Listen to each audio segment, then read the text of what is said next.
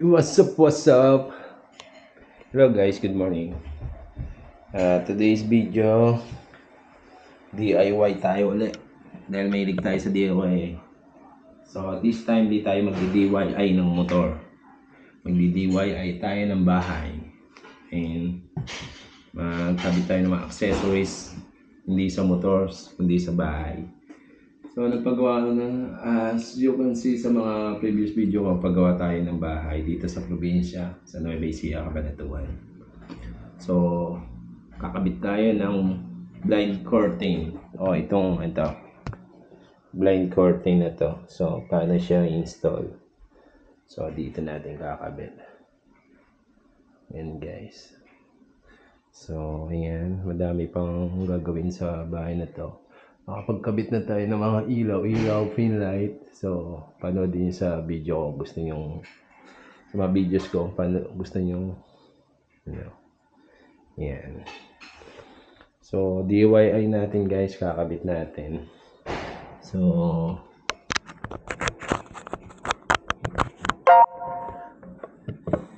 itong blind curtain, in-order ko lang siya Shopee, goods naman siya. So, alamin nyo lang yung sukat ng bintana nyo. So, yung sukat ng bintana namin is 80 yan. 80 cm. Hindi siya 1 meter o 100. 80 lang siya. So, kaya itong in-order ko, medyo inabahan ko na. Hindi naman masyadong. 90 na to. Ito, 90. Kulay brown. Kulay brown. Para match dito sa mga sofa and dining set namin. Brown. Then, yun. Kailangan nyo lang guys dyan is ganito. So, bali, ang installation nyo ganito guys. I-receive kayong ganito. Saka, dalawang set ng screw. So, ito guys. So, magtataka kayo ba't dalawa lang screw pero apat yung metal. So, ganito lang siya kakabit guys. Sa screw, ganito lang siya. Makita nyo. Ito. Gaganito nyo lang siya. Tapos maglalak siya. Tapos pipilitin nyo lang. So, pag ginawa nyo yan, kailangan nyo ng gloves or medyo matalim yung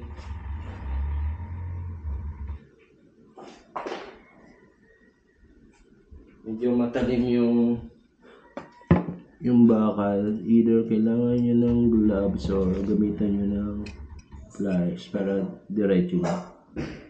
Yan. Diretso na siya. Medyo matalim yun. I-prepare sa inyo. So, gamitan nyo ng gloves or ng pliers tulad ng ginawa ko. So, tapos, ganito i-install nyo guys. Yan. Ganyan siya guys. Kaya pag kinabit yung ganyan. Yan.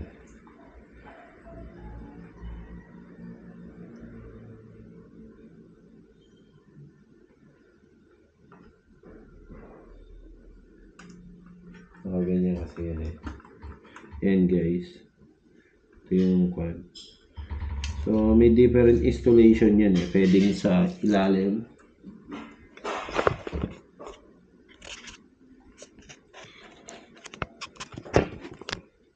Nakita nyo guys. Pwede yung install yan dito eh. Yung installation niya pwedeng dito sa ilalim. Kung masyadong malaki yung pagitan yan. Since hindi naman pa malaki pagitan. So dito lang tayo outside. Pwedeng inside outside yan eh. So dito lang tayo. So ako lang tayo. Yan tayo sa install lang natin siya. Sa outside lang natin siya install.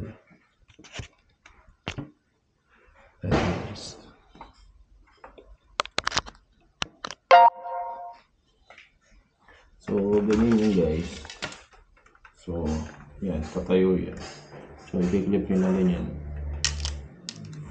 Yan. Tapos ito yung part na to, ibabaril na ganyan sa wall. Baril na nyo. So para madali lang siya, pipigayin nyo lang to. Pipigayin nyo lang to, saka iangat nyo lang ulit. Okay na siya. Ganun din siya, pag ni-remove nyo, pigayin nyo lang to. Tapos angat nyo to. Medyo syempre, ingat-ingat lang din sa pagkukuhan. So, yun guys siya. So, set nyo na yan para ma-drill nyo na to. Pwede nyo na iset. So, same thing sa kabila. Ito yung nasa, hindi siya pa ganyan. Hindi siya pa ganyan. Pag ganito siya. Ganyan. Yan. Ito yung nasa labas. Tingnan natin. So, tingnan natin. So, yun ulit. Pagay nyo lang. Yan. Yan, sentro nyo lang. Yan. Sentro na siya. Sentro na siya. Yan. Yan. Alright. Ngayon, paano nyo susukatan? So, kailangan nyo ng sukatin yung tornilyo. Pero, normal yan, sukat yan is yung 5mm na drill bit or 3/16. Tapos, portable. Ito, I'm using the wall. Tapos, i-settings nyo lang sa masonry or impact drive niya. Yung impact drive niya, ayan o. Yung may martilyo sign. Madumi lang pero yung martilyo sign. Impact drive nyo. So, yung drill bit nyo, masonry. So, ayan. 3/16 or 5mm. Yung pang masonry, pang bato. Then, para sa torque screw na yan. So, ayan yung sukat niya. Ayan. So, yan. Try natin ngayon dyan. So, kailangan nyo lang ng upuan. Kailangan tayo ng upuan. Huwa!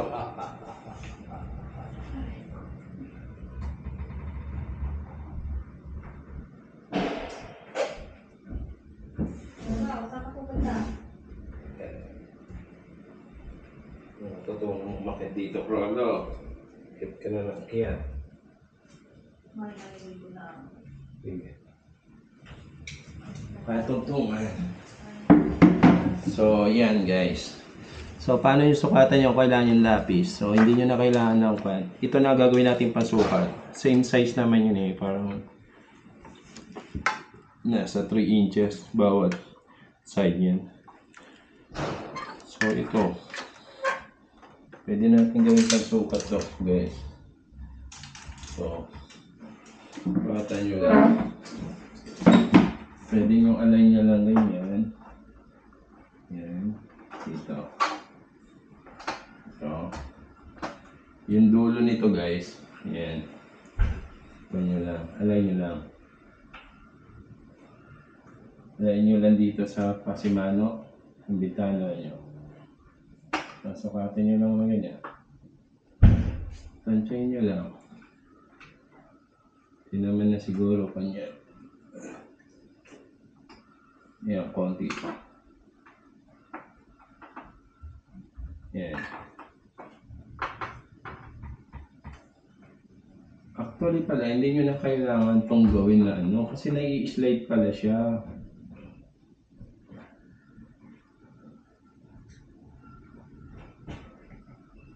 So, dahil nai-slide ito, hindi nyo na kailangan to. Yung taas na lang ng pagbubutasan ng kailangan nyo. Alright. Hindi nyo na kailangan sukatin yung gilid-gilid. Kasi, nai-slide nga pala to. So, pwede nyo na maipunta yung gilid. Dito na lang. Sukatan nyo lang. Yung taas lang. Para hindi siya bongkong.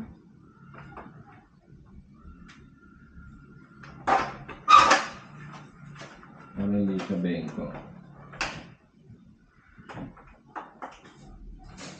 Yan. So.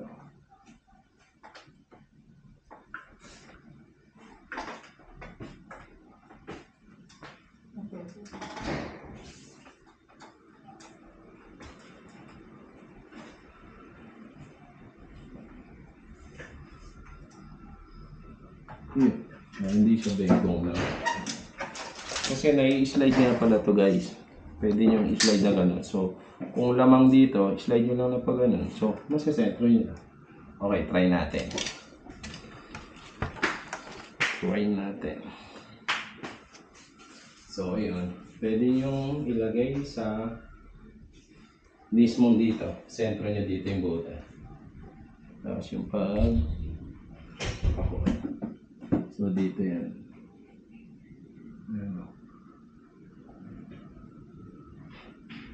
Pwede ganyan gawin. Sentro.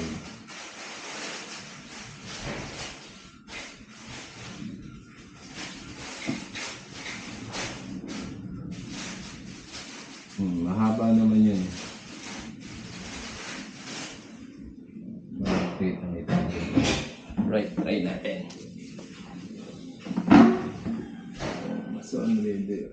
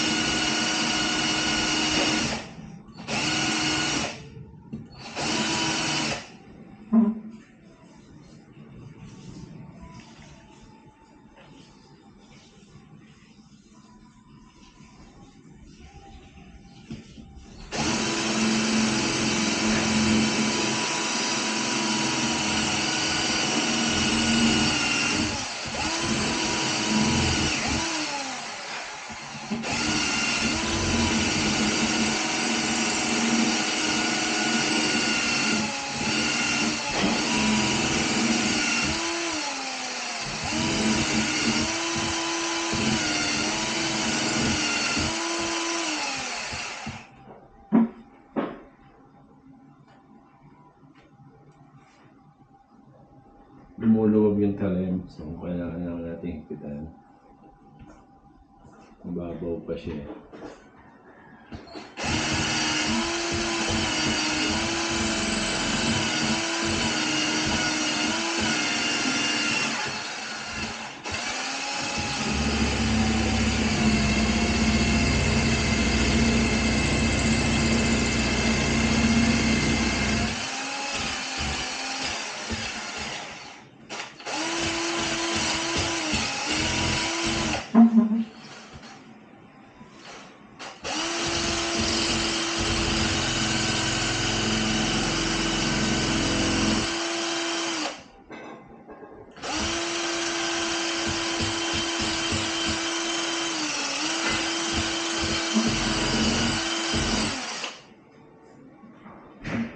Ayan guys, try natin. Pasok natin ito. Yun. Actually, sukatin natin kung may bumaon. Pansin nyo na may bumaon eh. So, ayan. So, okay na. Bumaon na siya ng kwan. Dry.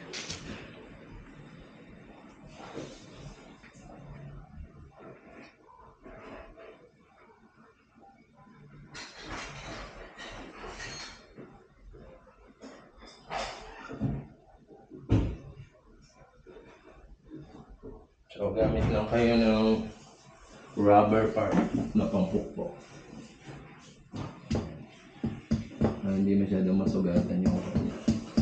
Kasi, lalo kung bagong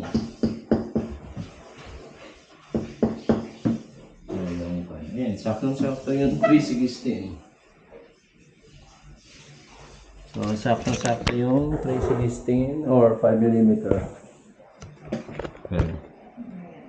Saktong-sakto siya. So, yun lang. Dito lang, pantay nyo lang.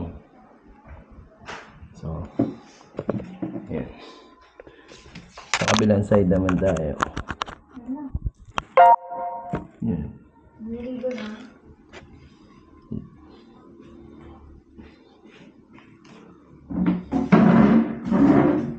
Kabilang side naman tayo. Urong natin yung sofa ng dito. Madumi yan. Ano? Hindi. Urong natin yung sofa bed. Huwag ka magagalit. Yung asa ko eh. Kala ko kita hanggang. Ay, magalis dyan. Ano.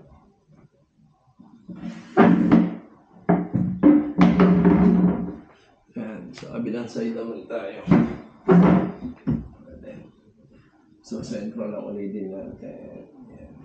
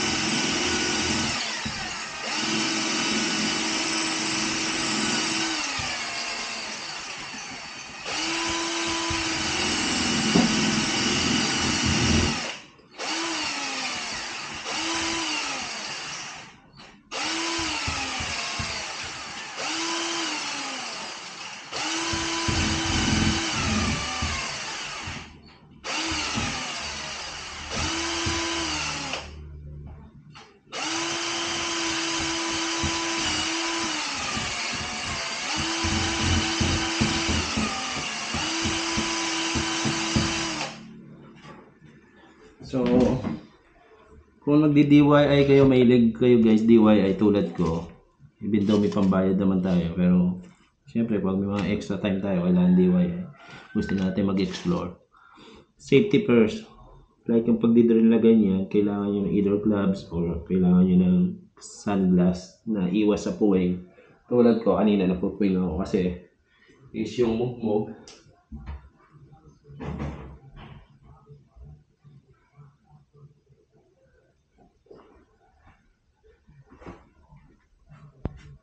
Siyempre, yung mugmog ng semento pupunta sa mata nyo. So, yan guys. Try na natin. Install na natin. So, yan.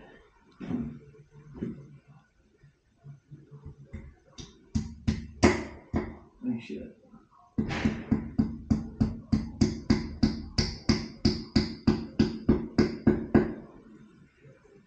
Yan. Okay na. Then, dalhin na natin guys. Ay, screw na natin siya. Mukhang pantay ba sila? Mukhang pantay naman.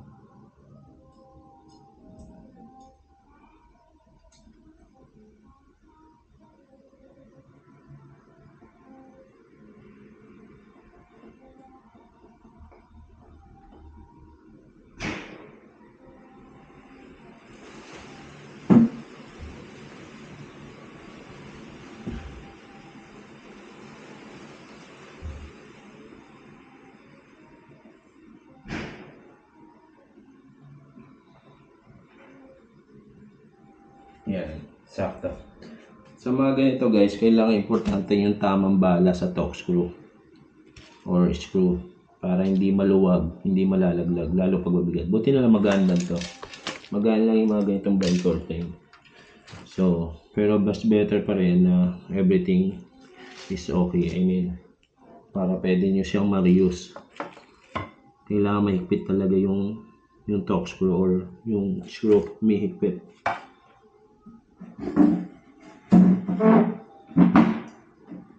Ito, pag kinalaw, ito I think galvanized iron to o GI. Hindi siya kalawangin. Pero iba na kalawangin. Dito nilo lang siya. Pwede nyo i-remove. Dito rangan nyo.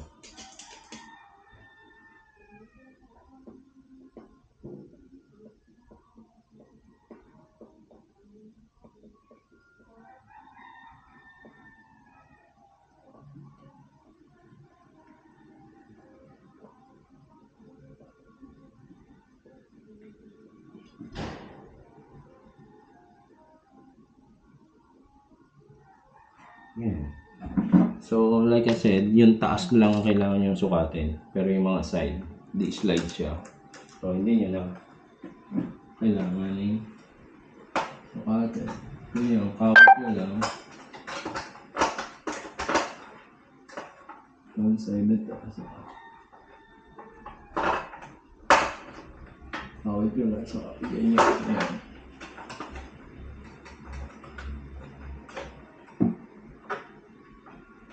Yan. So, ayan o.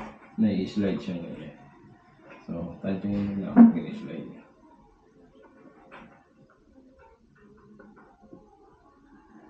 So, yan.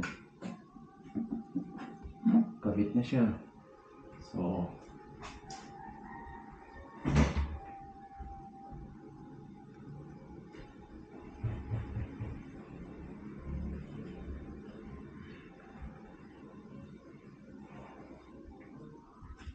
punasan lang natin para maganda.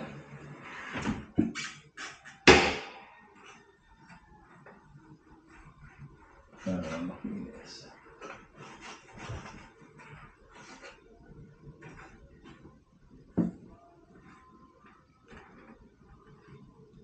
Yan. So, okay na siya.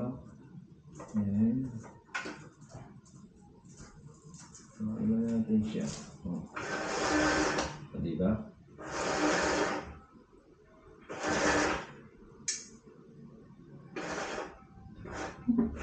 Yan, mahaba yan eh. So, yan. Ganyan kahaba yan guys. So, yan. Tapos na siya guys. So, tingnan natin mabuti. Ayan, no. So, nai-slide kasi yung dulo-dulo niya eh. So, pansinin niyo yan. Ito, sakto. Nai-slide siya. Ang ganyan lang siya. Na-slide. Pwede nyo i-slide na ganyan. Gusto nyo yung side doon. Dito. Mas malaki. Ayan. So, ganyan natin. Tanggit dito.